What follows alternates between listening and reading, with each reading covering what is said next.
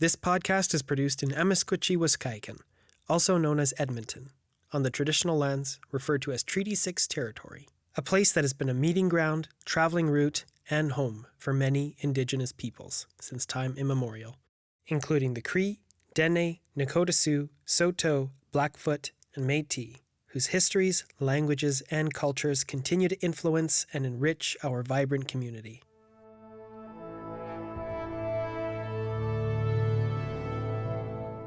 Welcome to ESO Offstage.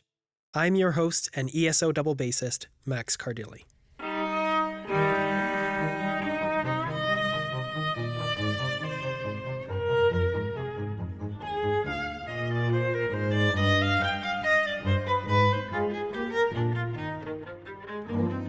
Stuck in between the virtuosic violins and the charming celli, the viola seldom gets the spotlight. This episode, let's take a closer look at this beautiful and often misunderstood instrument of the orchestra.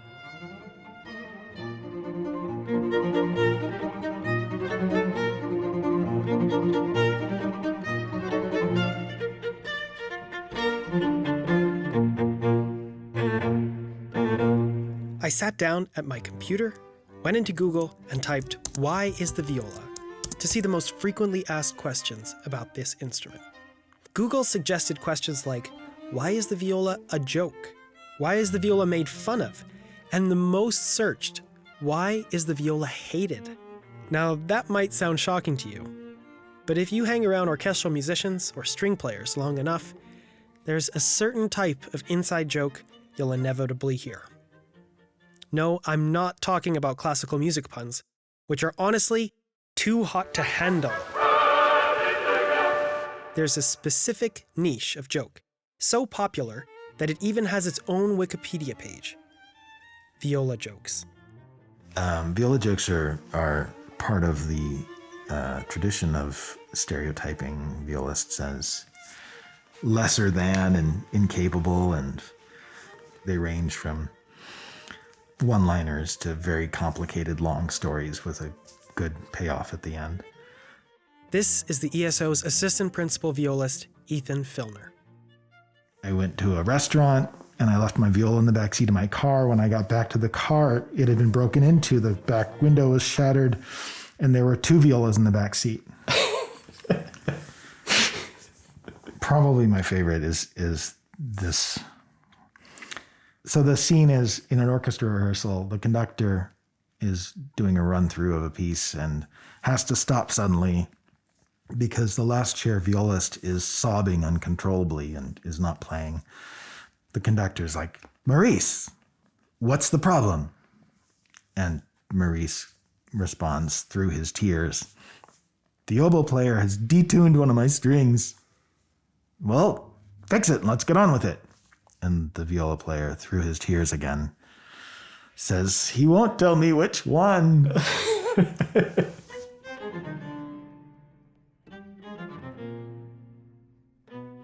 Are these jokes harmful, or are they in good fun? Well, I think they're in good fun. Like when someone tells a viola joke, they're not telling a joke about you. They're just telling a viola joke. The viola has long been much maligned for a number of reasons. Primarily because it's usually as the inner voice kind of hidden in the music and it's not spotlighted. There aren't a lot of really famous and popular viola concerti that help players shine and show off what it can do. But I've come to really love being surrounded by the other voices sitting in front of the brass or in front of the percussion or in front of the winds that are adding so many layers of music to blend with. I love being in the middle of it physically and musically. Viola jokes. Oh, man. Here's ESO principal violist Keith Hamm. Well, I was never particularly offended by them. I've seen people get their nose at a joint when they hear a viola joke, but it doesn't really bother me. What's the only thing a violinist can actually do better than a violist? I don't know. It's play the viola. And I like it because you get to laugh a little bit at the violinist too, who's stuck in their room practicing 8 hours a day and never actually getting proficient at anything else in life. After our, modest amount of practice time, we still have a chance to work on the car and, build a deck and learn to play a sport and, Well, why is the viola the butt of so many jokes? The idea of a dedicated viola career is relatively new, I think, to be that focused on it as its own instrument. There was a time when there were a lot of violinists playing the viola, and that was what you heard, and maybe they didn't spend that much time working on it. And for me, the viola is a lot harder than the violin. I always think it's kind of like the violin is a Ferrari and the viola is a pickup truck. I mean, that's just the way it is. It's bigger, the strings are thicker, and it's more to move around. The viola maybe doesn't have power steering or something like that. It's just, it makes it more challenging, I think.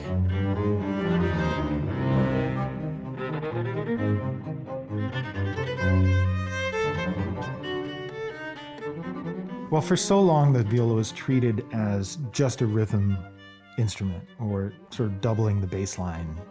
In the late 1700s, Joseph Haydn is known as the father of the string quartet. He found himself really inspired by the possibilities of conversation between these instruments. And in order to have a conversation, you have to basically be equals. His experiments with the form were inspired by progressive reforms of the day, with Franz Joseph, the Emperor of Austria, relaxing censorship and encouraging free speech in a different way than people were used to. So the string quartet became a real metaphor for that social change happening. Mozart was inspired by Haydn's treatment of the viola in string quartets. They actually played in a composer's string quartet where they would sort of delight each other with their latest innovations. Haydn's writing inspired Mozart. Beethoven took it to the nth degree and just showed what's possible. There's some writing in the Beethoven string quartets for violists that are more tricky and technically difficult than a lot of solo repertoire. Just it really challenges the player. For so much of the 18th and 19th centuries, the viola was often played by musicians who were not primarily focused on it, with varying results. Wagner once said, "The viola is commonly, with rare exceptions, played by infirm violinists, or by decrepit players of wind instruments who happen to have been acquainted with a string instrument once upon a time." That's not to say the viola was without its champions. Take Berlioz, who was originally commissioned to compose a piece for Paganini, who had recently acquired a Stradivarius viola, the result of which led to Harold in Italy, a piece that revolutionarily put the viola as the protagonistic soloist in front of a large orchestra. Despite the growing presence and demands of the instrument in the mid-late 19th century chamber and orchestral music, the status quo of who should play the viola remained vastly unchanged. Berlioz lamented this, saying, "It is an antique, absurd, and deplorable prejudice that has hitherto handed over the performance of the tenor part to second or third-rate violinists. It is to be regretted that there is no special class for the viola. This instrument, notwithstanding its relations to the violin, needs individual study and constant practice if it is to be properly played." It took until later in the 19th century for the idea of the viola as requiring its own formalized instruction to take hold. For example, the Conservatoire de Paris, which opened in 1795, offering violin and cello instruction, did not add viola to the curriculum until 1894, almost a century later. The first professor of viola at the Conservatoire was Théophile Laforge, whose studio created several successful alumni and helped in furthering the development of viola musicianship worldwide. Whatever truth there was in viola jokes throughout history, it's not really there anymore. The level is so high in conservatories and in professional orchestras. I mean, you think about the viola section we have, like here, it's fantastic. Like, maybe we make jokes about violas because they often represent kind of these funny characters in opera and on the symphony stage. I think of the personalities, Sancho Panza in Don Quixote, the big Strauss cello concerto. Is that I think about Mime in Siegfried and all those ring operas. You have to have, for some reason, a member of the band that is the butt of the joke. And Right. in rock bands, it's the drummer, and I've heard in bluegrass bands, it's always the banjo player. I don't know why. Like, you go to bluegrass festivals, there are banjo jokes, and so we need that in classical music. So okay, well, who else is it gonna be? Maybe it's just also because we have the best sense of humor. So Yeah, totally. when I go home to Rosebud, where I'm from, I know people sort of know me. Oh yeah, Keith, he plays the violin. And oh yeah, he plays something else too. And actually, yeah, it's sort of like a violin. It's a little bit bigger, and here it is. And Many mistake the viola for the slightly smaller violin, which is understandable. It's similarly shaped, has 4 strings, it's played with a bow, it's held on the shoulder. It's made even more complicated by the names given to these instruments and how they have changed over time. The word viola, or viol, in 16th century Italy actually referred to any bowed string instrument, and there were a few different families of these evolving over a long period of time. There was the viola da gamba family, gamba meaning leg in Italian, which you play between your legs. These came in all sizes and registers, the largest of which evolved into the modern-day double bass. They were typically fretted, flat-backed, tuned in fourths, and had 6 or sometimes more strings. Then there was the viola da braccio family, braccio meaning arm in Italian, so the bowed string instruments which you play on your arm. These did not have frets. The backs were arched, they were tuned in fifths, and they also came in a variety of sizes and registers. There were some lesser-known instruments in this family, like the viola d'amore, the viola di spalla, and the arpeggione, which actually shares characteristics from both families. But the most common included the soprano instrument named the violino, or the small viola, what we now call the violin. The tenor viola, which fell out of popularity somewhere in the mid-18th century, and the bass instrument of the group, the violoncello, meaning little big viola in Italian, which actually evolved into the modern-day cello. And finally, the alto viola, which has evolved into what we now call the viola. And it continues to evolve to this day as both players and makers try to find the solution to a fundamental challenge. If you think of a violin, the size and shape was standardized hundreds of years ago. At some point, they figured out what all the dimensions need to be to maximize the vibrations and projection of that sound that it creates. Every viola is different from the next. There is no standard size. The shape has been experimented with a lot, especially in recent years, because it's fundamentally the wrong size for the notes it plays. What do you mean by that? So the register of a viola is 1 octave above the cello, and thanks to physics, we should expect a viola to be half the size of a cello in order to play the 1 octave higher. But if you think about half the size of a cello, like, it's too small to play sitting down, but it's too big to play holding it under your chin.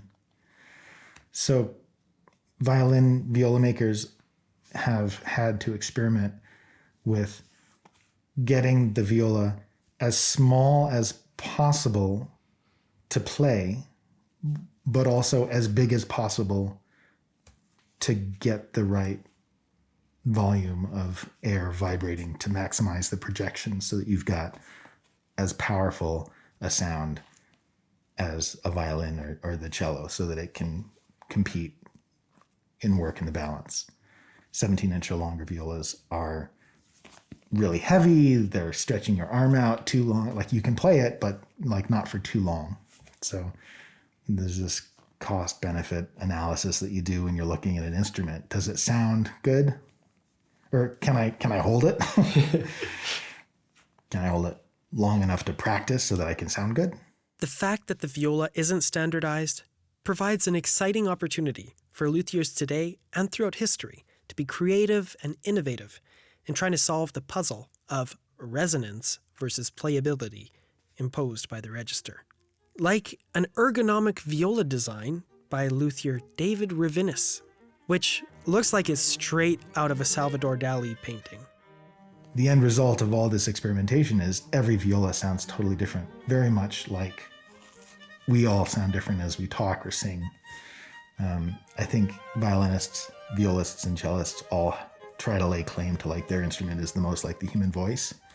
I think the viola is most like the quirkiness of the individuality of human voices. You know, every time a violist meets another violist, it's like, oh, what's your instrument? It's really interesting because they're going to sound different. They're going to look different. So it's really magical when you can find a viola that is big enough to sound big and light enough, or, you know, it feels right under your chin, on your shoulder, and it speaks really clearly. And if you're lucky, has a special color quality that you might sort of fall in love with, and it becomes your voice.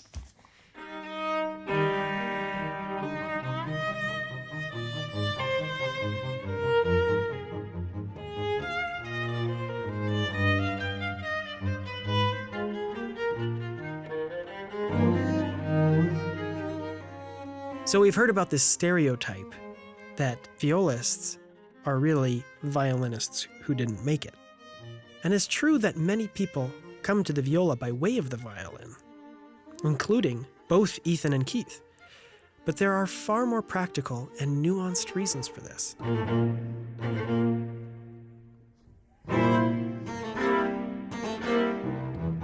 Going back to this imperfect proportions of a viola, if you're a little kid trying to start playing, you might love the sound of a viola that you hear on a stage somewhere, but if you get yourself a half-size viola, or if you get a violin, string it up like a viola, it's just not going to work right.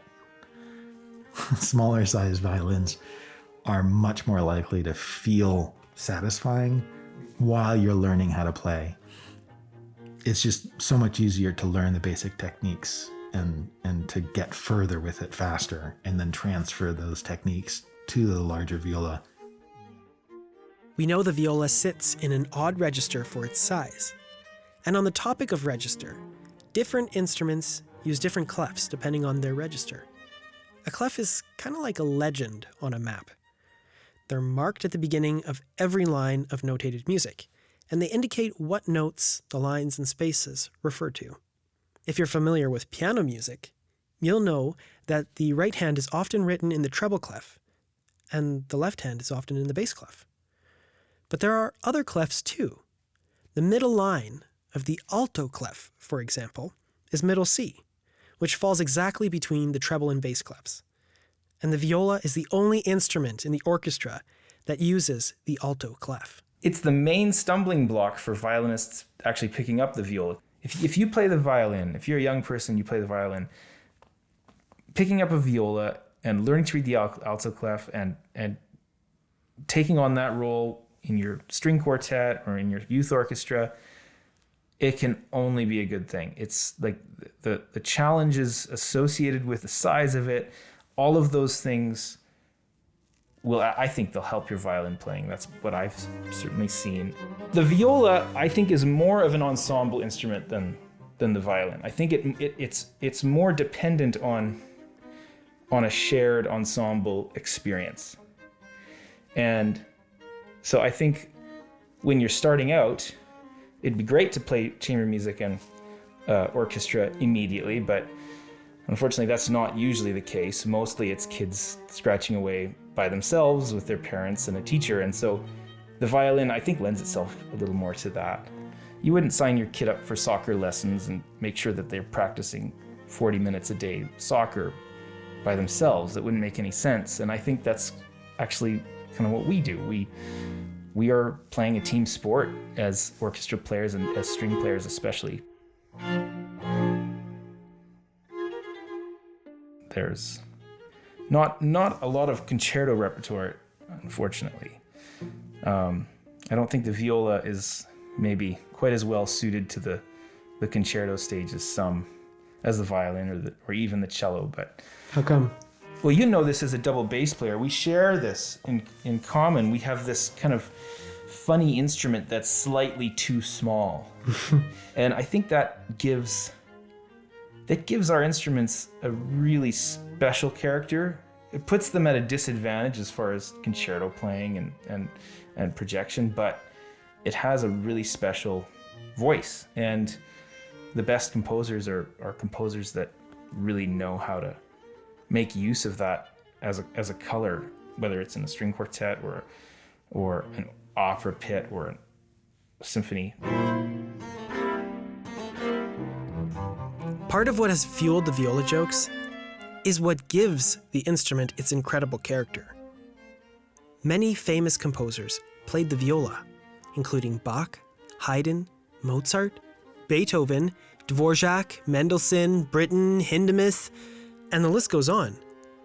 They also knew how to utilize its voice, which is often described as being rich, melancholic, even chocolatey.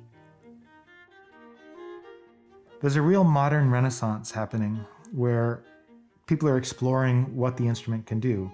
It's built on the legacy of violists in the early 20th century, like Lionel Curtis and then William Primrose, who helped expand the repertoire, commissioning great pieces from great composers of the day, expanding the esteem of the viola as a solo instrument. If you look around today, we've got quite a number of internationally recognized viola soloists, like Kim Kashkashian, Tevye Zimmerman, and modern composers demonstrating creativity and ingenuity like Penderecki, Jorge Widman, some composer friends of mine like Jennifer Higdon and Elena Ruhr, even performer composers like Attar Arad, and so many others. There are still so many possibilities for this instrument that for a long time was either ignored or the butt of the joke. But I think it's safe to say that there's never been a better time to be a violist.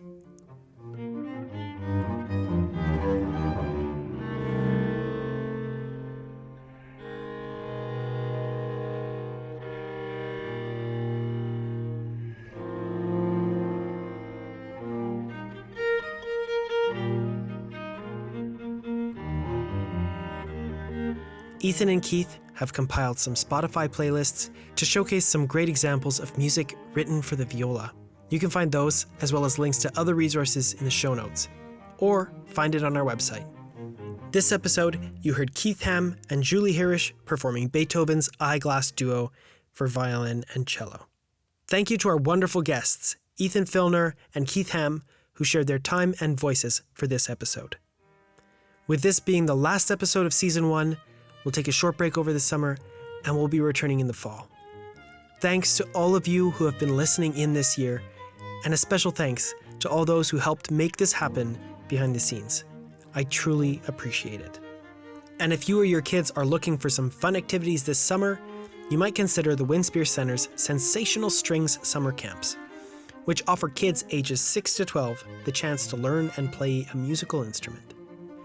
Beginners are welcome, instruments are provided, and children will receive both group instruction and individual attention from our qualified teachers. For more details, dates, and how to register, follow the link in the description or visit our website. And if you are a musician yourself looking to tune up your skills, July 7th to 11th, the Rusty Musician Summer Camp at the Winspear Center pairs ESO musicians and other pros with adult campers for 5 days of classes, rehearsals, sectional instructions, all leading up to a performance on the Winspear stage. You can follow the link in the show notes or visit winspearcenter.com youtube.com/rustymusicians to sign up. And don't wait, because some instrument categories have already filled up. And lastly, the Youth Orchestra of Northern Alberta will be holding their 8th annual Road to Joy fundraising concert. It will be live streamed on the ESO YouTube page on June 8th at 7 p.m. So make sure to save the date. Everyone is welcome to join the celebration, and you can find more information about how you can support the program at winspearcenter.com. This episode was produced by me, ESO double bassist Max Cardilli. And if you want to connect with me about the podcast, you can write to eso.offstage@winspearcenter.com.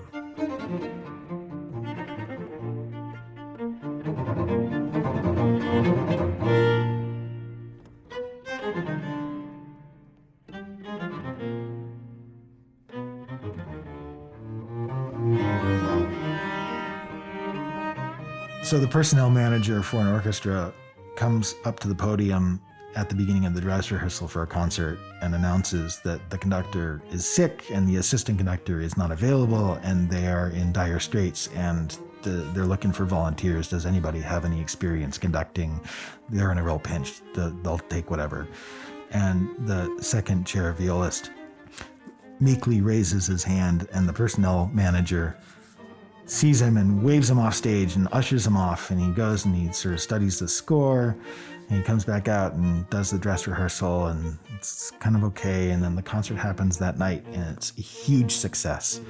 And there are a series of concerts following that, and the conductor is still sick, and so the violist is still conducting, and this goes on for a week or two, and finally the conductor is back, and the violist sits back down in his second chair spot. And the principal looks over at him and says, "Where have you been all week?" That's my favorite one. Yeah.